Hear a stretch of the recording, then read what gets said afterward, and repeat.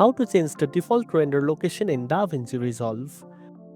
First of all, open DaVinci Resolve and go to the Deliver page where you set up your render settings. Next, find the Browse button next to the location field under the Render Settings panel, usually at the upper left corner. Click on the Browse button to open your File Explorer. Then, choose the folder where you want your rendered videos to be saved by default.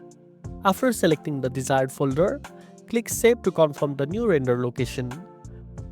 From now on, every time you render your project, DaVinci Resolve will save the file to this selected folder unless you manually change it. And that's it. Now you know how to change the default render location in DaVinci Resolve. If you found this video helpful, don't forget to like, share, and subscribe for more tech tips. Thanks for watching, and I'll see you in the next one.